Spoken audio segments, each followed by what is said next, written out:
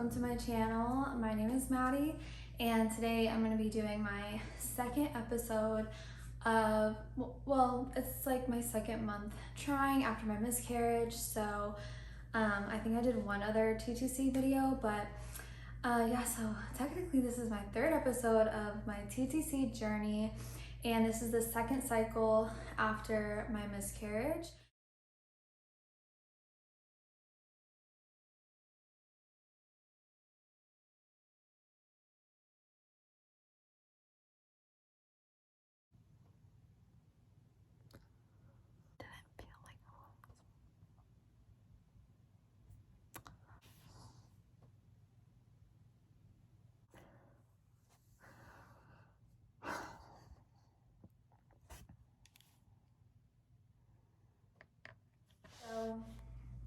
I filmed the first one because I did not know what to expect right after a miscarriage, and I know a lot of people are like that. And you know, everyone's different, and some people get pregnant right away, and some people, you know, it takes a little bit longer, or you could suffer from like secondary infertility or something like that. So I have a video on what we did last cycle and what we did different, like baby dance every other day, no lubrication or anything. And I was also using, and I still am using, the Young Living essential oil called Progestins Plus. But I just figured I just wanted to contact my doctor this time and see kind of like what my progesterone levels are and if I even am ovulating. So yeah, we you know, I talked about what we did last time to try, and I want to say like around, well, I was like way more chill this month. Like I wasn't testing like crazy. I had even said I'm not even gonna test my LH, which is the OPK, why can't I think, ovulation test. So I wasn't even gonna test my ovulation. I'm like, you know what, I know I ovulate around this time. As long as we're baby dancing, like who really cares what day I ovulate? Because I felt like that's where my stress stemmed from, was knowing the exact day that I ovulated. Because then by like 8 DPO, I'm like, okay, I need to be testing. But if I didn't know when I was 8 DPO, then I think that I could wait a little bit longer to take a pregnancy test and then not be like squinting and just like know for sure if I'm pregnant or not. So, but I actually ended up taking a ovulation test just because I was unpacking my suitcase one day, ovulation test in there, and I'm like, I'll just take it, and it just happened to be that day I had my surge. By day like DPO 6 or 6 DPO, I felt nothing, and I am someone that feels well, first of all, I usually feel ovulation pain, and for like the whole day, one of my ovaries on the day that I'm ovulating will hurt so bad, to the point where like I can barely walk on that leg, whichever side it is, because I think it's because like my cysts are so bad. So I used to think like, oh, I have a really bad cyst that's about to rupture or something. But then when I started, you know, tracking my ovulation, I'm like, oh, that's just me ovulating. My cysts, my ovaries do hurt here and there. But yeah, on the day of ovulation, when I like literally can't walk on one leg, now I've found out, okay, well, I feel ovulation pain. So it was after my miscarriage that I started to test for my ovulation. From when I miscarried to my next period, I did not ovulate in that time, and I was bleeding for that during that time. And then I was that next month testing my ovulation. I did see the LH surge. I saw that, and it came pretty late. And you can see in the video that I was like, I don't even know if I'm gonna ovulate or not. And it came on like cycle day 17, so I figured I ovulated on cycle day 18. But what was weird about that is I didn't feel any pain. And I was like, I think I ovulated because but I didn't feel it. And I know you don't have to feel it, and actually it's pretty rare to have ovulation pain, but like from trying to conceive before, like I know that I feel ovulation pain. And like one of my ovaries will hurt so bad that whole day. Or so yeah, that was strange. Like I noticed I did not feel anything that first cycle, but I'm like, okay, surely I ovulated because I saw the surge.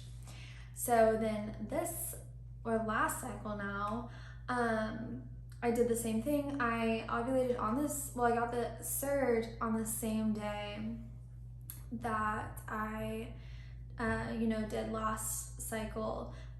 So that was cycle day 17 that I got the surge, and I figured I ovulated cycle day 18. But again, I felt really nothing. I felt like I don't know. I mean, my cysts do kind of regularly hurt, but on the day of ovulation, I feel like one of my cysts is about to like rupture, like it hurts. And I did not feel that the past couple cycles. So I am still unsure of this, but from what I've like read, that you can get an LH surge, but that doesn't mean that you have like a good strong ovulation. But you have to have an LH surge to ovulate, if that makes sense. That's kind of the only thing that I can think of that could be different and why I could not be getting pregnant. I am 22, I'm gonna be 23 in May. I've had a baby and he was a surprise. And I'm just like, yeah, I just don't understand why I would have the issue, especially if we did get pregnant the first time trying. So I was like, okay, I'm gonna try for 6 months. And then if nothing happens after 6 months, then I'll call my doctor. But something just was like, I don't know, I'm just like, you know what, I'm just gonna call, because even if we don't talk about fertility treatments right now, maybe they can just test, like do some sort of blood test and, tell me if I, what's going on with my hormones. So I'm like, I'm just gonna call and see if I can get blood work done and test my hormones and like just see, what's going on, maybe with my progesterone or whatever. I am using the essential oil that's supposed to help with progesterone, but you just never know. So I called, I left a voicemail, and then his assistant texted me and was like, I talked to the doctor and he wants to do blood work and to go in on this cycle day 21. So she was like, when was the first day of your last period? I was like, literally today. And she was like, okay, so go in April 13th, and she said like, we'll test your progesterone and all this, and then she'll get back to me and it'll basically tell her if I've ovulated or not.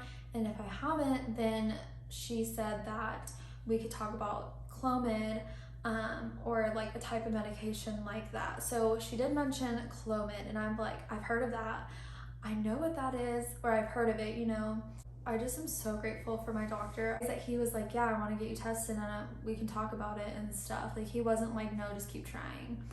So yeah, I'm really excited to try something, or at least test and see if I'm ovulating, because if I know that I'm having like strong ovulation and everything's great, then I can keep going and try.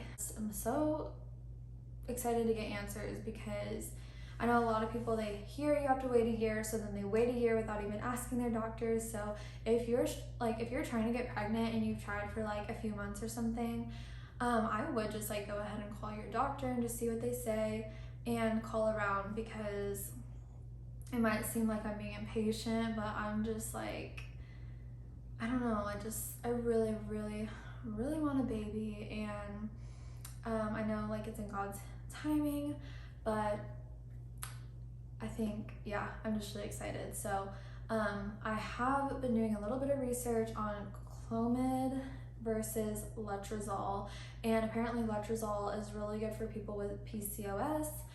Doing the baby dance like every other day, my husband at the end of it was like, yeah, that was stressful. I felt really bad because he tried it, but it kind of felt like businessy. Like it felt like what he explained to me was, I kept being like, okay, we have to do it this day, we can't do it this day or something. And it just felt really calculated. And he was like, I really didn't like that. But I'm just so grateful that he like at least tried it and went along with it. And now I feel really bad because I didn't ask him how he felt about it. No, he wants a baby. He tells me all the time, I want a baby just as bad as you do. He was really sweet and tried it, but at the end of it all, he was like, I really did not like that every other day thing and being like, no, we can't do it today, or we have to do it today. And so, yeah, this time, I do want to try pre-seed. It's really hard to find, but I'm gonna try pre-seed. And then other than trying that, now I have to go get my blood taken on the 13th, which should give me some answers. But I still am gonna stick to like trying. I'm not just gonna wait to see if I can get on like some sort of medication to help me ovulate. Yeah, I'll try pre-seed for April, which is cycle 3 of my TTC journey. So yeah, we'll see what my test results are for that. And then maybe in May, if I don't get pregnant next month on my own, in May, hopefully I'll be starting some sort of treatment if I need to. Yeah, I'll definitely let you know which one I go with. But if you have heard of Clomid or Leterozole or done both or had success stories, whatever, I would love to hear. Please let me know. I know Clomid has some crazy side effects to it, and I have a friend that had success with Leterozole and again like crazy side effects with Clomid. So yeah, I'm going to continue doing my research, and I will definitely ask my doctor, but he's been doing this for a long time. And I think when she was texting me, like she was just giving an example. She was like, and then we can start a medication like Clomid. But I think that would be a conversation, and I think that he would totally listen to my concerns with it. I have absolutely loved just like hearing everyone's stories, even like one person commenting their miscarriage story or their success story, having their rainbow baby, or whatever the case may be. I've absolutely just like loved hearing from even just one person. So if you would like to comment on this video, please do. And if you're trying for like multiple months and not having any success, and you've heard to wait a year, try for a year or 6 months, honestly, I just say go ahead and call your doctor and just see what they say, because I was literally about to wait 6 months or a year.